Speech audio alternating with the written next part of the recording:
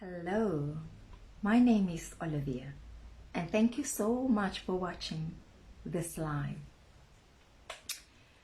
Today I want to ask this question, and it has been a question that I know in my heart. It should have been asked a long time ago. So because I want to ask you, why are you poor? And that is the discussion for today. Why are you poor? First, I need to ask, what does it mean to be poor? Who defines who is rich and who is poor? Who defines when someone is rich and someone is poor? What is your definition of poverty? What is your understanding of poverty? Do you look only at what people have on the outside? Or do you understand the true meaning of poverty? What it is and what it does? And why do you accept the label of poverty? You know, I see words like poverty eradication, helping the poor, the masses, as if being poor robs you of your ability. So what makes you poor? What is your definition of poverty? When you meet someone, hi, I just had an interruption with my internet connection. Today of all days. So I do apologize for that, and I also do apologize for the quality of the video, but I just needed to say these words because people believe themselves to be stuck in poverty. They believe themselves to be hopeless, to not have a way out, looking for a savior, when all along everything you have ever need is inside of you. And the first people to discourage you, to remind you that you have nothing, you are poor, I'm here to help you, I'm here to save you. So here is a parcel of food. I've helped you, I've saved you. Ah, shame, you are so struggling. Let's blame the government. Let's blame our circumstances. Let's blame our lack of education, our lack of opportunities. Let's blame everything except ourselves.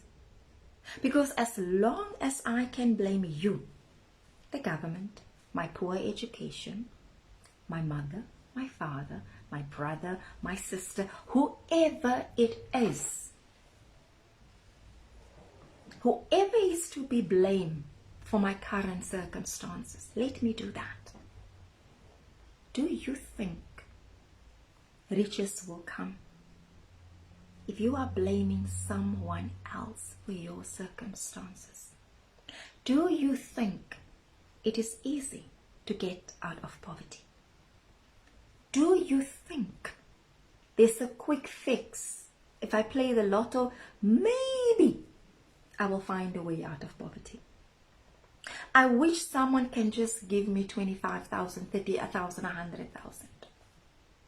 I wish. But what do you do? What do you do with the time that you have and the abilities you have? What do you do with the knowledge that you have acquired throughout these years? What do you do? You know what will keep you in poverty for the rest of your life? Looking for a savior, hoping that someone will see your efforts and pat you on the back, hoping that that pastor who can pray so much will pray blessings into your life. hoping if you can just do that course, then you will know enough to become rich. Have you ever spoken to someone who's truly rich? Have you? Someone who understands what wealth is, who understands the value of money, who understands the importance of their actions. Have you ever? Because you know what's another thing that keeps you poor? Looking at Instagram and Facebook pictures of people standing by private jets, in front of mansions, posing in expensive cars, and you think that is wealth. Google the richest people in the world and you have no idea who they are, because they don't have time to pose with expensive toys. They're too busy making money. Do you understand the meaning of wealth? I didn't. For a long, long time, I was chasing wealth.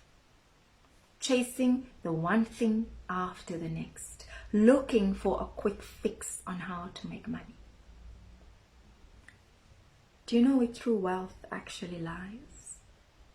Do you know what is the source of riches? Do you know what is the beginning of wealth? Where your power lies? It lies within you. The first time I heard this, it was in a book by Joseph Murphy called The Power of Your Subconscious Mind. When I read this book the first time, I only got up until the first page and I thought, what a load of crap. How can I be struggling, broke, unhappy, can't afford anything that I want, and this fool is telling me that all the riches is inside of me? I rejected outright because I was ignorant and I did not understand what true wealth is. I didn't. It took a long, bitter, hard, humiliating, embarrassing, painful journey to understand what wealth is and what kept me poor. Let's look, before we get to the solution, let's look at what keeps you poor.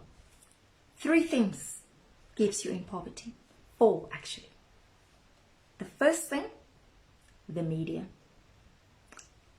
politics, religion, and your mindset. Why would I say that the media keeps you poor? Because bad news sells.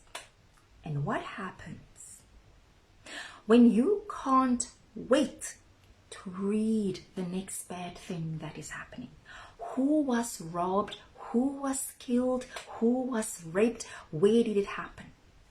It consumes you. The corruption, the fraud, the theft, it consumes you. And what it does, instead of focusing on a way out, you allow your mind to be crippled by someone you don't even know, because you read what they write, and what they write depresses the hell out of you. So you become fearful, resentful. Dis ons in julle, die mense, julle mense. And you become consumed with fear and hatred.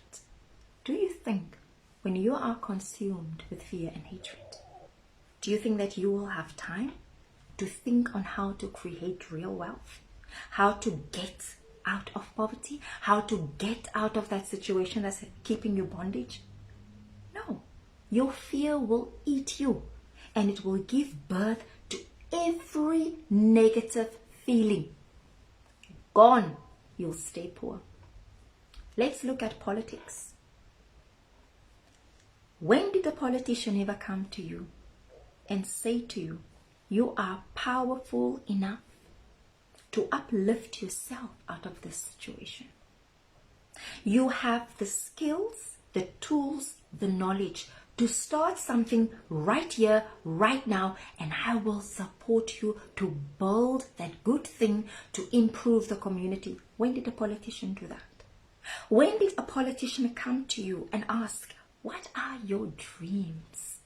You are crying for an RDP house instead of demanding for yourself that double story with a swimming pool that you dream of. But you are crying for an RDP house that a politician has promised to you. Do you see how that keeps you in poverty? Because by listening to politicians, putting your faith, your belief, your trust in this politician who's going to build you a house, who's going to create jobs for you, and you forget what you are capable of because you put your faith in a man who only wants your vote, or a woman. They buy you food in order to get your vote. That is how little they think of you. Let's give them food. Remember Marie Antoinette, the French princess? When people were hungry, they beheaded her. When people were hungry, she said, give them cake. That's politicians for you. And you still put your faith in a politician. And you allow your mind to be crippled. You allow your dreams to be stolen. And on top of it, you want to become like them because you want to drive that expensive car. You want to move in those circles drinking expensive whiskeys. At what cost? What cost? Because if you aspire to be a leech, you are a thief and a robber of dreams, of aspirations, of hope. And that is what our politicians have become. And you want to become like them.